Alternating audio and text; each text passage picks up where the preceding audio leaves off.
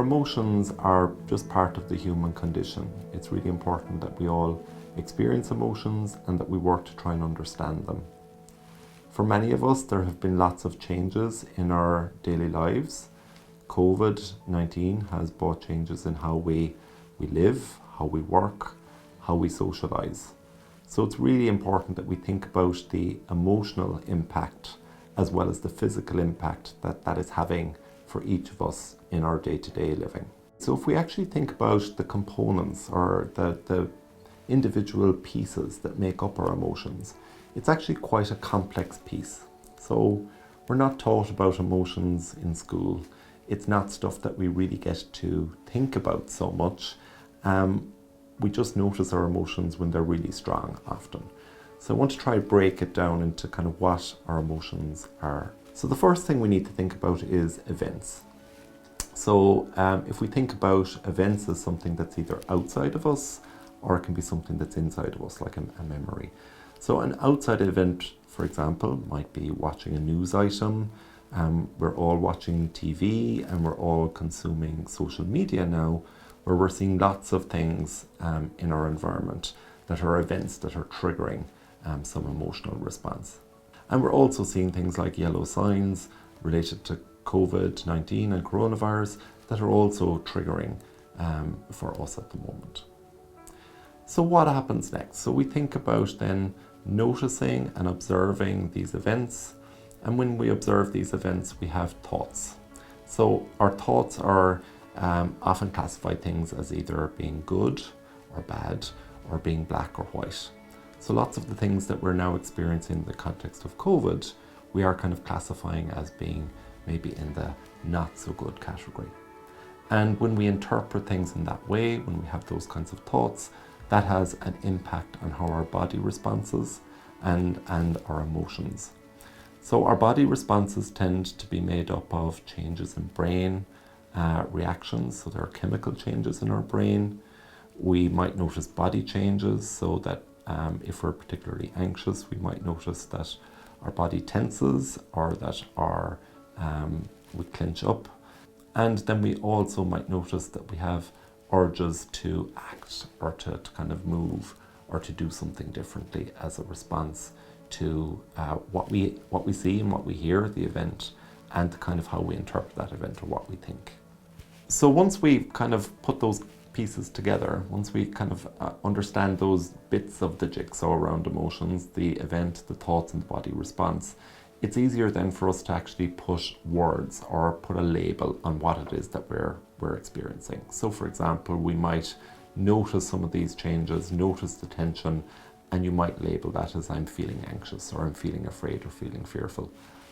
And when we notice those feelings might be expressed in certain ways, so that we might express the emotion through our actions. So if we're anxious, we might start to withdraw or avoid. If we're angry, we might start to get more agitated and want to hit out or attack. So emotions have three functions, or there's a purpose to our emotions. So the first purpose in our emotion is to communicate to ourselves. It's our body's way and our brain's way of letting us know what is going on.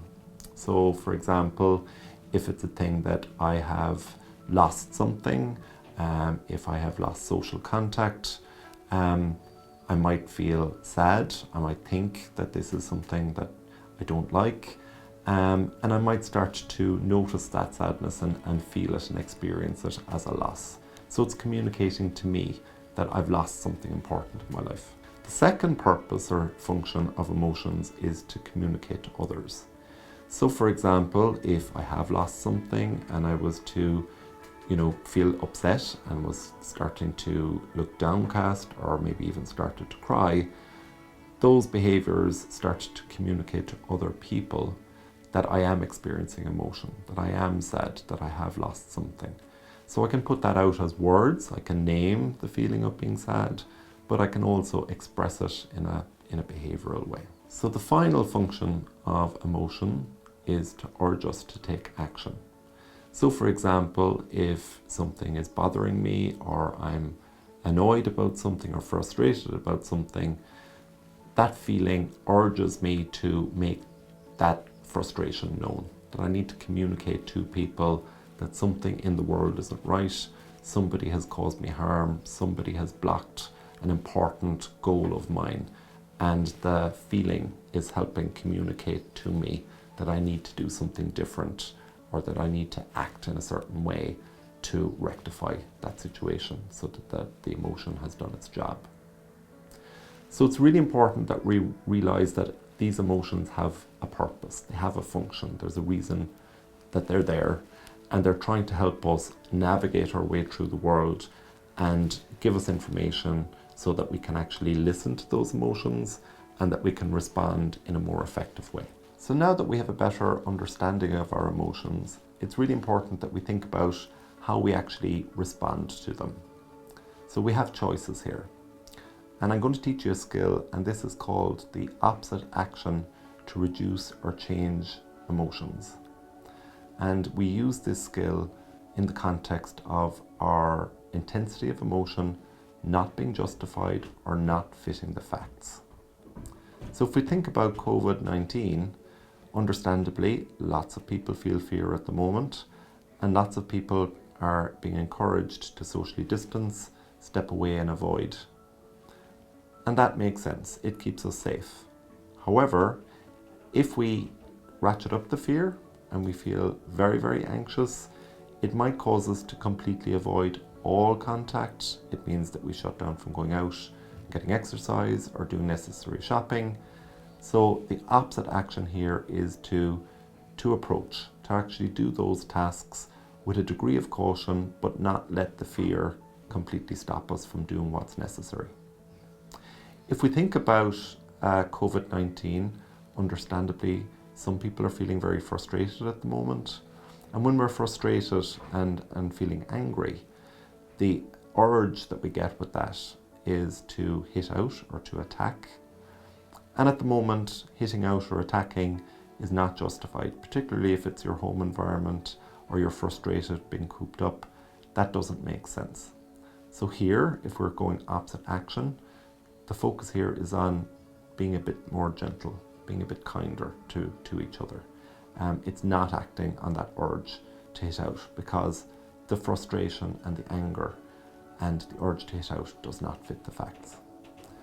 And then finally, if we think about individuals who may have contracted COVID and a feeling of maybe guilt or shame, or maybe worried that you've spread that illness to others, and the action urge that goes with guilt and shame is to hide or withdraw. And obviously we're being encouraged, to take precautions and to step away and not spread the virus and put people at risk. But emotionally, if we're hiding or withdrawing, then that's not justified, because this is not something that we've deliberately done. It's not something that we've chosen or caused. And it's really important that we communicate with people, and particularly in the context of contact tracing. So today we've covered a number of very important topics. So I'm hoping that you have a greater understanding of emotions. I'm hoping that you understand that emotions have components and that they have a really important purpose. I'm also hoping that you've now a greater appreciation for your capacity to turn down the emotional volume on your emotions, and that you've an appreciation of using the skill of opposite to emotion action when you check the facts and emotions and their intensity are not justified. So this Just Breathe video from Mindful Schools is a really useful way to understand emotions and practice opposite action.